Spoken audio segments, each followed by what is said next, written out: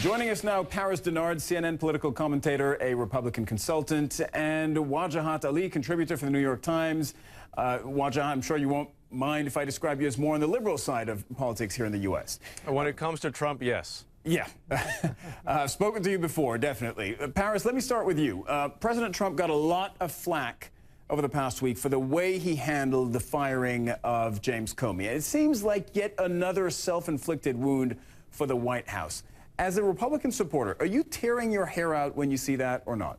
Well, I don't have much hair to tear out, but I will tell you that a lot of Republicans on the Senate side came out in support of the firing. We have an issue that is, I believe, a little bit more manufactured than actually reality as it relates to this controversy around the firing of Jim Comey. Look, this is the second president of the United States to fire an FBI director. The first one was President Bill Clinton. And President Trump is well within his right to do so because when you work for the president, you work at the pleasure of the president. When the pleasure goes, you go. And so he felt that nobody's disputing that he was allowed to do it or that he wasn't allowed to do it. It's why he did it, I think, that's at issue in the way it was explained. Well, if you look at Jim Comey's letter, he said in there the president made the decision to do it, he accepts it, and we should move on. So we should do the same. We should follow Comey's lead as he wrote in the letter, accept the fact that the president lost faith in his ability to lead the FBI. The American people lost faith in him. Many people within the FBI lost faith in him. Many Democrats lost faith in him and did not feel he was up to the standard of leading the FBI. And so the president, in consult with the AG and the deputy AG, said that it was time for him to go, and he's gone. Okay, I feel you're accepting perhaps the president's differing explanations maybe easily, but Wajahat, I'll let you sound off on this. Yeah, well, facts matter to everyone except the Donald Trump administration, and Donald Trump never misses an opportunity to mess up.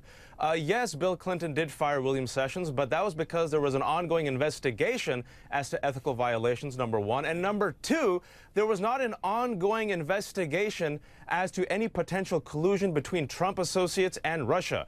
James Comey, as the FBI director, admitted and said that for over a year there has been a counterintelligence operation by the FBI to see if there is any collusion between Russia, which did interfere with our election process. Everyone admits that, except Donald Trump, and any potential U.S. citizens who might be Trump associates. Number one, the timing of this is fascinating. Number two, because while James Comey was investigating this, all of a sudden Donald Trump comes.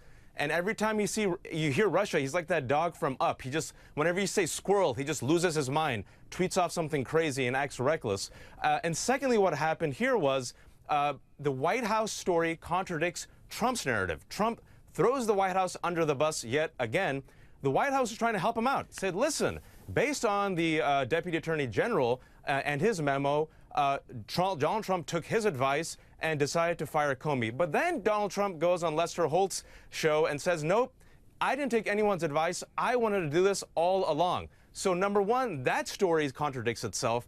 And does that matter, Wajahat? Does that matter that they contradict themselves during the week? I mean, surely the substance matters. The fact that the FBI director matters, that he was fired matters. But how they explain it, isn't it something of a media storm? Of course it does, because look, Donald Trump has the lowest favorability rating of any president in modern history. But most Americans, it's stable. But most 40+%. The people who support him continue to support him. For the base, yes. But if you look at the latest polls, a majority of Americans say he lacks the temperament and they don't trust him, and they don't trust him on handling a crisis. The reason why it matters, it makes the White House look dysfunctional. It makes the presidency look dysfunctional when he's contradicting the narrative that his own White House is putting out there. Yeah, but the key word, Wajahat and Paris, I don't know what you think about this. When I hear that, I think the key word is looks dysfunctional. What matters is whether it is dysfunctional. It is dysfunctional. Of course it is. No, it's not dysfunctional. Look, the president made a decision to let Jim Comey go. Jim Comey was relieved of his duties. Then after that, the president talked about there's at least 8 candidates that are in the vetting process to be and are actively being interviewed as early as right now, today, by the Attorney General. There's no dysfunction. The AG was let go. New AGs, the FBI director was let go. More FBI candidates are being vetted right now and interviewed. The process, the continuance of governance is happening. There's no dysfunction. The FBI, and additionally, there was an acting FBI director put in place within hours. There's no dysfunction. You don't see any dysfunction when the White House comm is putting out that it was based on Comey's handling of the Clinton investigation, which Donald Trump, by the way, praised Comey for reopening the investigation, or saying that he would 11 days before, and then Donald Trump contradicting that and saying, no, I made the decision before the Deputy Attorney General made this in the memo.